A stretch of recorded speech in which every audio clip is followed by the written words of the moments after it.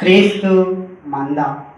దేవుని ప్రజలు ఎవరు అంటే ఎవరైతే దేవుని యొక్క మాట ప్రకారము జీవించారో, తన స్వరాన్ని విన్నారు, తనకు విధేయులయ్యారు, తను చెప్పిన ప్రకారం జీవించారు, వారు దేవుని యొక్క ప్రజలుగా ఉన్నారు.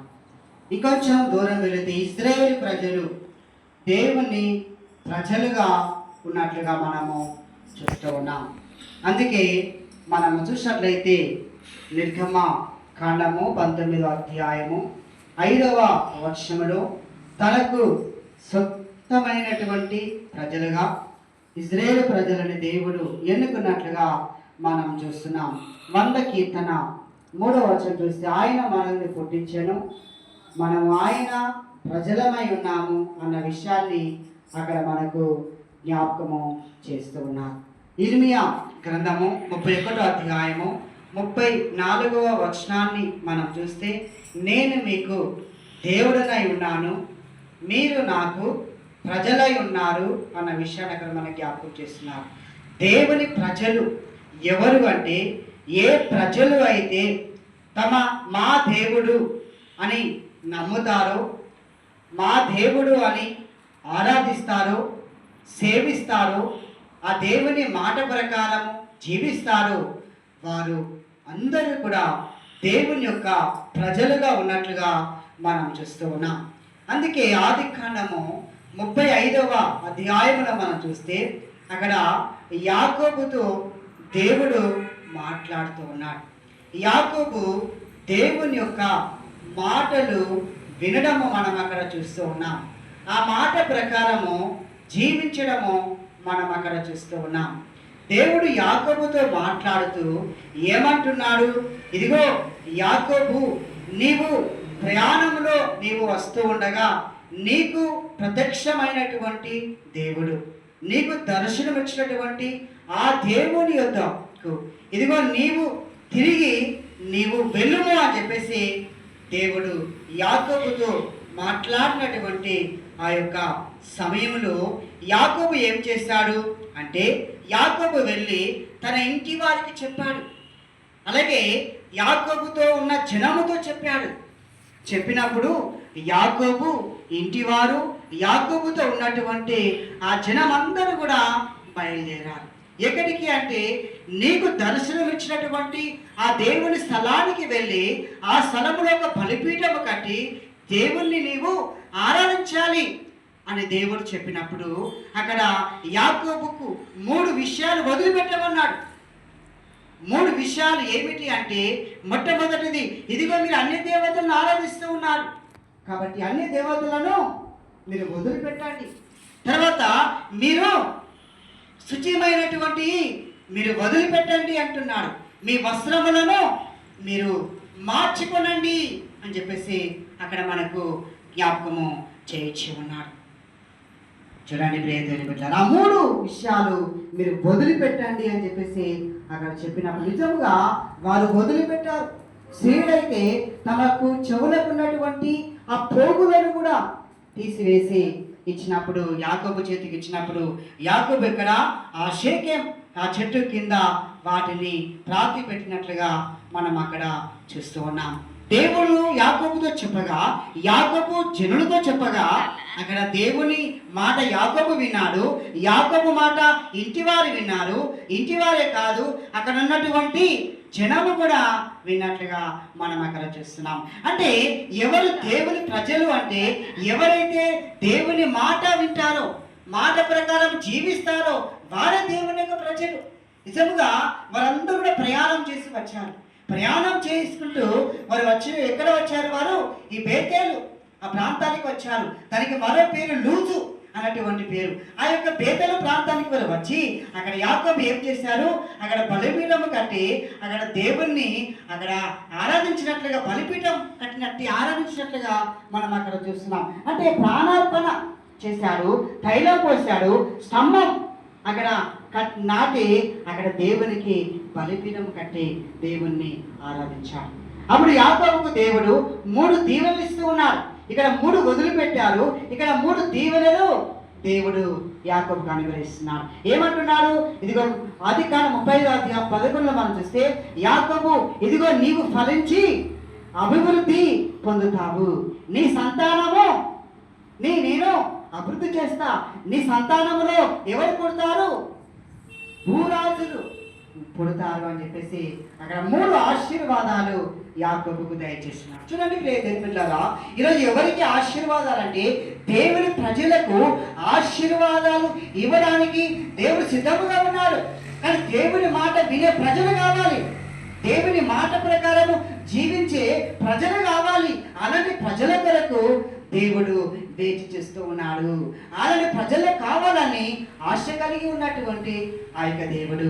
అందుకే చూడండి, మరి యాకోబు అక్కడ దేవుని మాట విన్నారు కనుక యాకోబు ఇంటి వారు ఆ జనాంగం అంతా కూడా దేవునికి ప్రజలైనట్లుగా మనము చూస్తున్నాం ప్రియ దేవుని బిడ్డలు. అందుకే యాకోబుతో ఏమంటున్నాడు? ఇదిగో నీ పేరు యాకోబు, ఇక నీ పేరు ఇక యాకోబు కదా, యాకోబు కాదు, ఏముంటది? ఇజ్రాయేలు అనే పేరు మార్పు అక్కడ మనం చూస్తున్నాం. ఇక నుంచి ఇజ్రాయేలు అని చెప్పేసి అక్కడ జ్ఞాపకం చేస్తున్నారు. అనగా ఇజ్రాయేలు ప్రజలుగా అక్కడ దేవుడు ఇదిగో నీ సంతానం అంతగా ఉంటుందని చెప్పేసి అక్కడ దేవుడు యాకోబుతో మాట్లాడుట మనము చూస్తూ ఉన్నాం. ఇక స్వార్థ పాటలు మనం చూసినట్లయితే క్రీస్తు మంద, ఇక్కడ దేవుని ప్రజలు, ఇక్కడ క్రీస్తు మందను మనం చూస్తూ ఉన్నాం. యోహాను సువార్త 10వ అధ్యాయములు మొదటి 6 వచనాలు మనం అక్కడ చూస్తూ ఉన్నాం. మనం అక్కడ చూసినట్లయితే ఈ యొక్క గొర్రెల దొడ్డిలో ద్వారమున ప్రవేశింపక వేరొక మార్గమున ఎక్కి వచ్చేవాడు దొంగయు దోచుకొని వాడునై ఉన్నాడు అని చెప్పేసి అక్కడ మనకి జ్ఞాపకం చేస్తున్నారు. అంటే దొంగ ఎట్లా వస్తాడు? ఆయన ద్వారము గుండా రాడు, వెనుక డోర్ నుండి వస్తాడు, లేకపోతే గోడ దూకో దొంగ వస్తాడు. అయితే గొర్రెలకంటూ ఒక ద్వారము ఉన్నది. ఈ గొర్రెల ద్వారమున కాపరి ఆ ద్వారం గుండా వస్తాడు. ఎందుకంటే ఈ గొర్రెల చుట్టూ కూడా ఏముంటది? తడకలు కట్టి, లేకపోతే చుట్టూ అంటే వారికంటూ ఒక గోడ కానీ ఒక సంరక్షణ, ఒక కాపుదల కొరకు ఆ రీతిగా కంచె ఉంటుందన్నమాట. ఒక ద్వారం ఉంటుంది. ఈ ద్వారం ప్రవేశించే వారు ఎవరు? కాపరి. ఆ కాపరి ఎవరు? ప్రభు అయినటువంటి యేసుక్రీస్తు. యేసుక్రీస్తు గొర్రెలకు మంచి కాపరిగా ఉన్నారు. ఈ గొర్రెల కొరకు ప్రాణం ఇచ్చేటువంటి కాపరిగా ఉన్నారు. కనుక ఈ కాపరి క్రీస్తు అయితే గొర్రెలు మంద విశ్వాసులు, సకల విశ్వాసులు, ప్రపంచంలో ఉన్నటువంటి విశ్వాసులందరూ కూడా ఒక క్రీస్తు మందగా ఉన్నట్లుగా మనము చూస్తూ ఉన్నాము. కాబట్టి ఈ కాపరి ఏం చేస్తాడు? ఇదిగో వాటిని పేరున పిలుస్తాడు, పిలిచి వాటిని ఆ యొక్క మందలో చేర్చుకుంటాడు. ఈ స్వరం, నా గొర్రెలు నా స్వరాన్ని వినును, అవి పరాయి వాని స్వరమును వినవు, అన్యుని యొక్క స్వరము వినవు అని చెప్పేసి అక్కడ జ్ఞాపకం చేస్తున్నారు. అంటే ఈ కాపరి గొర్రెలను ఎలా మెయింటైన్ చేస్తారంటే స్వరము ద్వారా. 50 గొర్రెలైనా 100 గొర్రెలైనా 10 గొర్రెలైనా స్వరముతో వాటిని కాస్తాడు, స్వరముతో వాటిని నడిపిస్తాడు, స్వరముతో ఆ యొక్క గొర్రెల సంరక్షణ మెయింటైన్ చేయడము మనం అక్కడ చూస్తున్నాం. అందుకే నా గొర్రెలు నా స్వరాన్ని వింటాయన్న విషయాన్ని అక్కడ జ్ఞాపకం చేస్తున్నాం. అవి అన్ని స్వరాన్ని వినవు. చూడండి, ఈ రోజుల్లో మనం చూసినట్లయితే మరి ఎవరి స్వరాన్ని వింటున్నాం? సాతాను స్వరం వింటున్నామా, లేక మనము ప్రభు యొక్క స్వరాన్ని మనం వింటున్నామా? అన్ని స్వరం, యజమాని స్వరాన్ని మనం విని మన డబ్బులకు అటు ఇటు వెళ్ళేవారు ఎంతోమంది ఈ రోజుల్లో లేకపోలేదు. ఈ రోజుల్లో దేవుని స్వరము వినకుండా అన్నిని స్వరం విని, అన్నిని యజమాని యొక్క స్వరము విని, డబ్బు యజమాని స్వరము విని మనము వారి వెంట పరిగెడుతున్నాము, వారి వెంట మనము వెళుతున్నాము. కనుక ఇదిగో ప్రభు ఈరోజు నీతో నాతో మనందరితో ఆయన మాట్లాడుతున్నాడు. నా గొర్రెలు నా స్వరాన్ని వినును అని చెప్పేసి. కనుక ఎంతమందిని ప్రభు స్వరాన్ని విని ప్రభు మందిరానికి వస్తున్నాం? మనమందరము కూడా ప్రభు మందలో చేర్చబడుతూ ఉన్నాం. క్రీస్తు మంద, క్రీస్తునందు విశ్వాసం ఉంచిన వారందరూ కూడా, క్రీస్తులో బాప్తిజము పొందిన వారందరూ కూడా క్రీస్తు మందగా, ఒక సంఘం, ఒక మందగా మనం అందరం ఉన్నాం. అందుకే 1 పేతురు 2:9 సొంత ప్రజలు మీరు అందరూ కూడా ఆయనకు సొంత ప్రజలై ఉన్నారు అని చెప్పేసి అక్కడ మనకు జ్ఞాపకం చేస్తూ ఉన్నారు. కనుక ప్రేమైన దేవుని బిడ్డలారా, అక్కడ ప్రభు అక్కడ మాట మనకు జ్ఞాపకం చేస్తున్నారు. యోహాను సువార్త 10వ అధ్యాయములో మనం చూస్తే 4వ వచనం చదువుదాం. మరియు సొంత గొర్రెలన్నింటినీ వెలుపలికి నడిపించినప్పుడెల్లా వాటికి ముందుగా నడుచును. కాపరి ఎలా నడుస్తాడు? గొర్రెలకు ముందుగా కాపరి నడుస్తాడు. చూడండి, ముందుగా నడిచి, ఎందుకంటే రాళ్ళు, రప్పలు, మొండ్లు ఏమైనా దారిలో ఉన్నాయేమో అవన్నీ చూసుకుంటూ, అవన్నీ కూడా ఉన్నా కూడా తీసేసుకుంటూ ఆ కాపరి గొర్రెలకు ముందు నడవడము మనం అక్కడ చూస్తున్నాం. ఏమైనా మృగాలు ఉన్నాయేమేమో, ఏమైనా దుష్టశక్తులు ఏమైనా ఉన్నాయేమో అవన్నిటిని ఏం చేస్తాడు? అవన్నిటిని కూడా ద్రోడుతూ ఉంటాడు. కాబట్టి మన కాపరి మనకు ముందుగా నడుస్తాడు.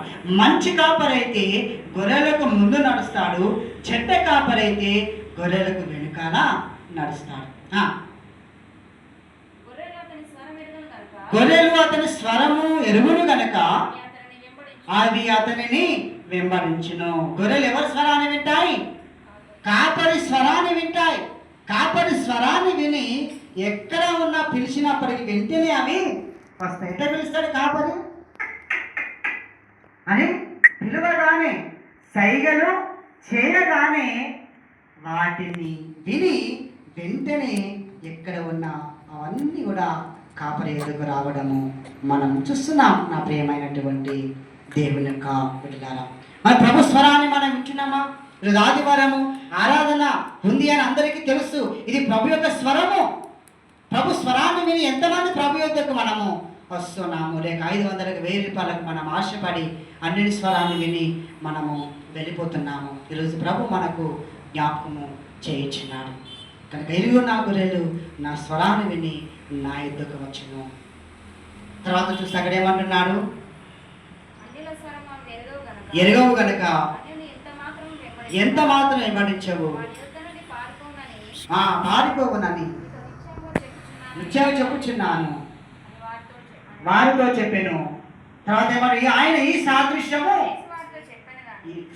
సాదృశ్యము యేసు వారితో చెప్పాను కానీ తమతో చెప్పిన సంగతులను గ్రహించలేకపోయేది. ఈ రోజుల్లో మనం కూడా ఎలా ఉన్నామంటే, ఆనాడు యూదులతో యేసు ప్రభు చెప్పిన మాటలు వారు గ్రహించలేకపోయారు. ఈ రోజు కూడా మనము గ్రహించలేనటువంటి స్థితిలో మనము కూడా ఉన్నాము. మనకు కూడా అవగాహన కలగడం లేదు. మనము కూడా అర్థం చేసుకోలేకపోతున్నాం. మనము కూడా ఈ క్రీస్తు మందలో ఉండలేకపోతున్నాం.